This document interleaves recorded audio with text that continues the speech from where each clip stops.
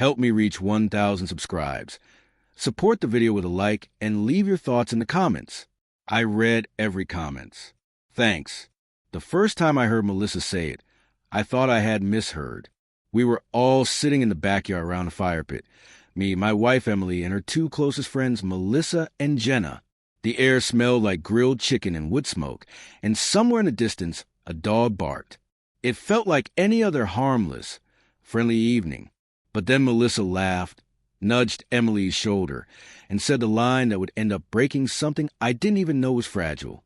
You're lucky he's so oblivious. Most men would notice the warning signs. I had been carrying a tray of drinks toward them when she said it. I stopped for half a second. Not dramatically, not obviously, just long enough for my brain to flicker. Warning signs? Oblivious? The words hung in the air longer than the laughter that followed them. Emily didn't respond right away. She tucked her hair behind her ear and forced a small smile, the kind she used when she wasn't sure how to react. I set the tray down, pretending I hadn't heard anything. I even played along, giving a casual shrug. Oblivious is my default setting. I joked. They laughed. And the evening rolled forward like nothing happened. But something had happened. I felt in the way Emily avoided my eyes for the rest of the night, in the way Melissa whispered something into Jenna's ear when they thought I wasn't looking, and in the way all three of them left earlier than usual.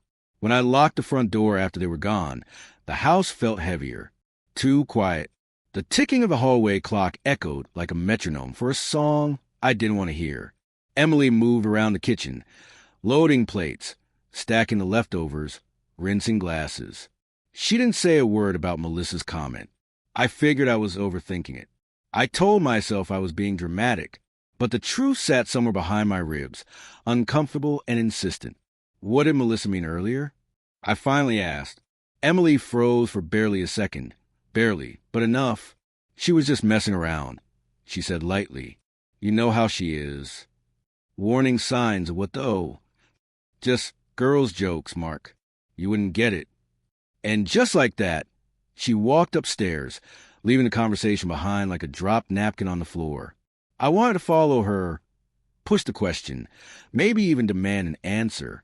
But the look on her face, a mix of tightness and fatigue, made me stay where I was. I cleaned the fire pit ashes out of my hair, washed my hands, and convinced myself again that I was paranoid. But paranoia grows legs when silence feeds it. The next few days, I began noticing things I swear I wouldn't have seen otherwise. Emily's phone was suddenly always face down, her notifications muted. She started dressing a little differently to work. Not dramatically, but enough for me to notice the new earrings, the subtle perfume I hadn't smelled in years. She smiled at her phone once, then quickly locked it when she realized I was watching. I wasn't trying to become suspicious. It just happened. Then there were the inside jokes. Whenever Melissa came over, or even just called, Emily's voice lowered. Their conversations carried an energy I couldn't decipher. Whispered laughter. Rapid, hushed words. Words that stopped the moment I walked into the room. One afternoon, while Emily was in the shower, her phone buzzed on the counter. I didn't touch it. I'm not that guy. But the preview was visible. Melissa, he still hasn't figured it out? My stomach tightened. Something iced through my chest. Emily came out wrapped in a towel, saw the phone, saw me, and for a split second, her face drained of color. She quickly grabbed it, typed a reply, and forced a smile. Everything okay? I asked. Yeah, why wouldn't it be? Because your friend thinks there's something I'm supposed to have figured out. Because you're acting different. Because this feels like a puzzle where the final picture is something I don't want to see. But I didn't say any of that. I only nodded. That night, I couldn't sleep. Emily lay next to me, her breathing slow, steady, peaceful. But my mind was alive with noise. Was there someone else? Was there something wrong with our marriage? Did I miss something? Was Melissa referring to some obvious mistake or flaw in me? Or was it something Emily had done? I replayed Melissa's words again and again, each repetition scraping deeper. You're lucky he's so oblivious. Most men would notice the warning signs. The warning signs of what? The next evening, I got my first clue, but it didn't come from Emily. It came from Melissa. She sent me a message that made my blood run cold. The notification appeared while I was sitting in my car outside the grocery store, staring blankly at the steering wheel. I had been replaying Melissa's cryptic comment all day, trying to make sense of the strange shift in my own home. When her name lit up my screen, I felt a strange mix of dread and curiosity. Melissa, we need to talk. Don't tell Emily I messaged you. For a moment, I just stared at it. Melissa and I were not close. Polite, sure, but not the kind of friends who exchange private messages. I typed back slowly, careful not to reveal the nervous tremor in my hands. "Me, about what?" Her reply came fast, too fast. "Melissa, just meet me. 10 minutes. Coffee place on Oak Street." I debated ignoring it. I debated telling Emily. I debated driving home and pretending I hadn't seen the message at all. But the last few days, the secrecy, the whispering, the phone hiding, swirled together in my chest like storm clouds. I needed air. I needed clarity. So I drove. Melissa was already there when I arrived, sitting at a corner table, her foot bouncing anxiously. She looked up as I approached, and for the first time since I'd known her, she didn't try to smile. "Thanks for coming," she said quietly. "What's going on?" I asked, taking a seat. "What did you mean by warning signs? And why the secrecy?" She exhaled sharply, folding her arms on the table. "I shouldn't be doing this. I'm probably going to regret it. But you deserve to know." My pulse thudded. "Know what?" She leaned in, voice lowering. "Emily hasn't been honest with you." The words landed like a punch, but I kept my face still. "About what?" "She's been different, distracted, acting strange, and not just around you. That doesn't mean anything." "I know, but I've seen things. Messages, calls, late nights she didn't tell you about." My stomach twisted, but I forced myself to breathe. "Are you saying she's cheating?" Melissa pressed her lips together, but didn't answer.